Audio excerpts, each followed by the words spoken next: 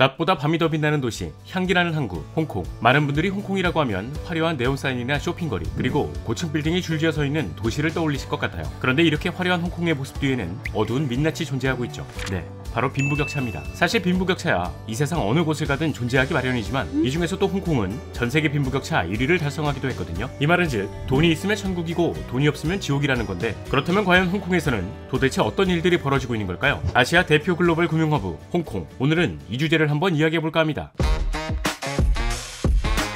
자, 오늘 저와 함께 살펴볼 지식 가이드는 홍콩 빈부격차입니다. 우리나라의 집값이 비싸다는 것은 이미 많은 분들이 체감하고 계시죠. 2023년 5월 기준 서울 민간 아파트 평당 평균 분양 가격이 3,100만 원을 넘어서기도 했고, 또 심심치 않게 평당 1억 원을 넘기는 집들을 확인할 수 있으니까요. 그런데 우리나라의 집값도 한 수 접고 들어가야 한다는 도시가 있거든요. 2022년 기준 무려 12년 연속 집값이 가장 비싼 도시로 선정되기도 했으니까요. 그리고 이 도시는 다름 아닌 홍콩입니다. 2022년 국제주택구입능력조사 통계에 따르면 홍콩의 연소득 대비 주택가격은 23.2라고 해요. 여기서 말씀드린 연소득 대비 주택가격이란 주택을 사는데 몇 년치의 연소득이 필요한지 알려주는 지표이죠. 쉽게 말해 23.2라는 수치는 23년이 넘는 시간 동안 먹고 싶은 거 못 먹고 사고 싶은 거 안 사고 그냥 숨만 쉬고 일만 해야 겨우 집을 살 수 있다는 건데, 만약 고생이란 고생은 다해서 내 집 마련에 성공했다 해도 홍콩의 빈곤층은 현재 자신이 벌어들이는 소득의 30% 이상을 집세로 활용하고 있다고 합니다. 하지만 이렇다고 해서 집이 좋은 게 아니에요. 집 한 채에다가 대충 나무 판자를 세워놓고 여러 개로 쪼개 다리조차 펼 수 없는 열악한 환경인 건 기본이고요. 크기가 너무 작아서 화장실, 주방, 침실이 한 공간에 있는 경우도 많고, 심지어 변기를 둘 곳이 없어 침대만 달랑 있는 집도 있어요. 이건 1평도 안 되는 0평대에 해당하는 집들이죠. 그러나 미국의 블룸버그에서 발표한 정보에 따르면 반대로 홍콩의 최상위 부자 10명이 경제의 50% 이상을 차지하고 있는 구조라고 밝힌 바 있거든요. 우리나라 부자들의 경우 고급 아파트를 한 채씩 구매하는 반면 홍콩 부자들은 아파트를 동별로, 아니 단지 단위로 구매할 정도로 클래스가 달라요. 이 말은 즉 홍콩에서 벌어지고 있는 빈부의 격차가 정말 심각하다는 건데, 실제로 2018년에는 전세계 빈부격차 1위 국가가 홍콩이었습니다. 이때 당시 평균적으로 홍콩 부유층이 벌어들이는 수입은 빈곤층 수입의 44배에 달했죠. 결국 벌어들이는 수입과 더불어 살인적인 부동산의 가격으로 인해 빈부격차가 심화되고 있는 상황이라는 거예요. 그리고 홍콩에서 이렇게 심각한 빈부격차가 발생하고 있는 이유는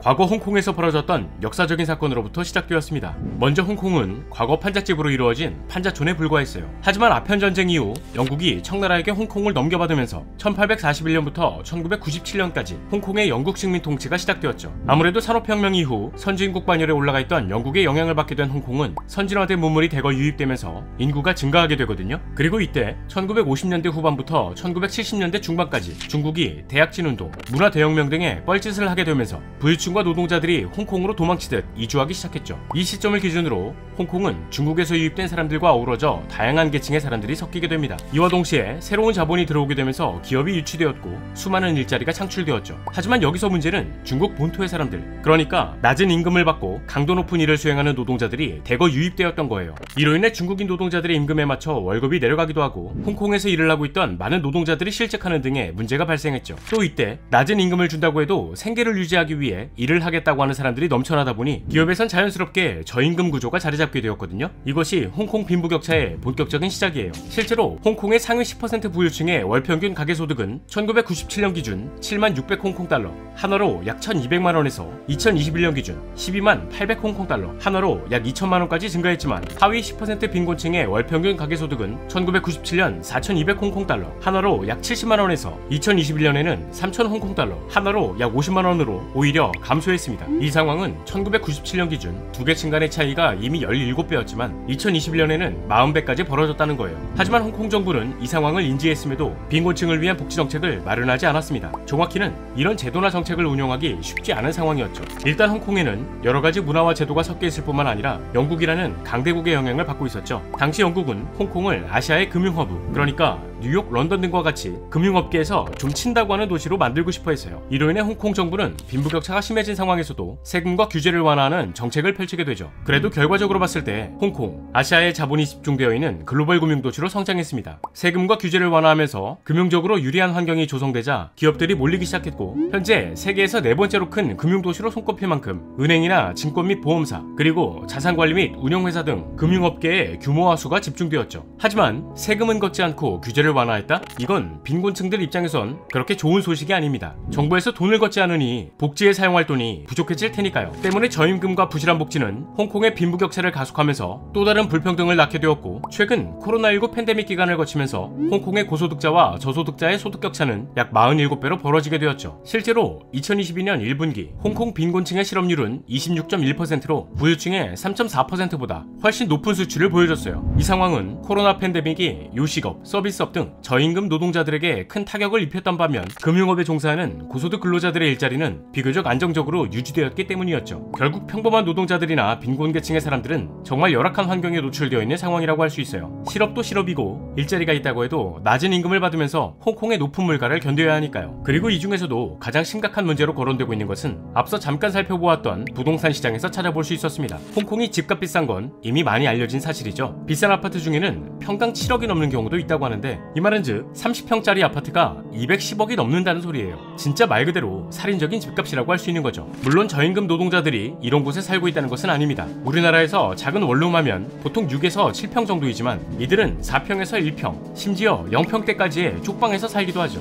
한마디로 사람이 자동차 한 대를 꾸역꾸역 주차할 정도의 공간에서 살고 있다는 거예요. 그런데 이런 쪽방조차 비싸다고 생각해 집을 구하지 못하는 경우가 많거든요. 그러다 보니 24시간 동안 영업하는 패스트푸드점에서 노숙을 하는 이른바 맥난민이라는 소외계층이 증가하고 있는 상황이죠. 그렇다면 이쯤에서 홍콩의 부동산이 왜 이 모양 이 꼴이냐를 살펴보게 되면, 먼저 홍콩은 전체 토지를 홍콩 정부가 소유하고 장기 토지 사용권을 개인이나 기업에게 양도하는 토지 공개념을 가지고 있어요. 그러니까 땅은 정부가 가지고 건물은 민간이 소유할 수 있도록 하고 있는데, 또 홍콩은 주거 공간을 지을 수 있는 면적이 전체 면적의 20%밖에 안 됩니다. 대부분의 땅이 개발이 어려운 산지 지형이다 보니 주거 공간을 늘릴 수 없죠. 근데 이 조그마한 면적의 주거 공간, 글로벌 금융기업들이 빽빽하게 밀집되어 있으니까 부동산 가격이 상승할 수밖에 없는 지형적인 한계가 있고, 가장 결정적인 이유는 홍콩이 영국의 영향 아래 있었을 무렵 영국은 홍콩에 공공임대주택을 공급하기 시작했거든요. 이때 전체 가구의 30%가 거주할 정도로 영국령 홍콩의 대표적인 주거 형태로 자리 잡았지만 1990년대에 들어서 자가 촉진 정책, 그러니까 주택을 구입하는 사람들에게 다양한 지원을 해주겠다, 이제는 집 빌려서 살지 말고 내 집 마련 한번 해보자 라는 식의 정책을 펼치게 됩니다. 이 시점을 기준으로 자가를 보유하려고 하는 사람들의 비중이 빠르게 증가했고, 집을 사려고 하는 사람들이 많아지다 보니 자연스럽게 집값이 상승하기 시작했던 거예요. 하지만 이 상승세는 생각보다 오래가지 못하거든요.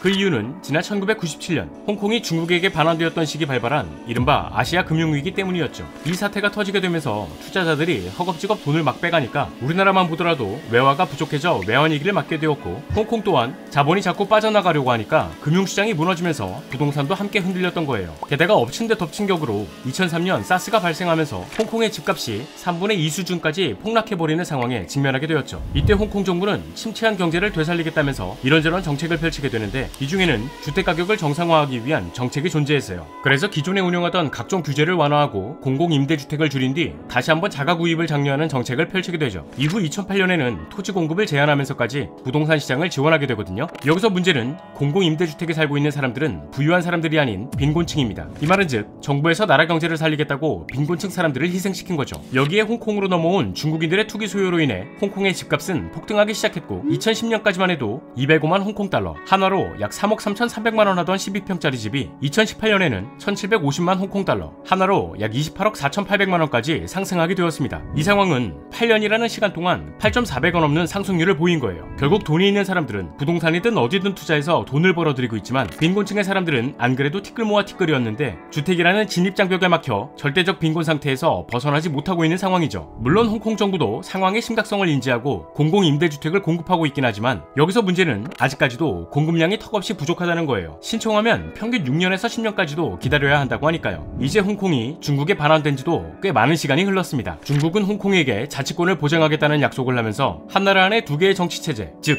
일국양제를 2027년까지 보장한다고 했지만, 날이 가면 갈수록 중국의 입김이 강해져 홍콩의 민주주의는 힘을 서서히 잃어가고 있는 상황이죠. 화려함과 어둠이 극명한 도시 홍콩, 아시아 최고의 금융 중심지의 명예를 되찾을 수 있을까요? 자, 오늘의 영상은 여기까지입니다. 다음에 또 다른 안내서로 찾아뵙도록 하겠습니다. 지금까지 지식가이드였습니다. 감사합니다.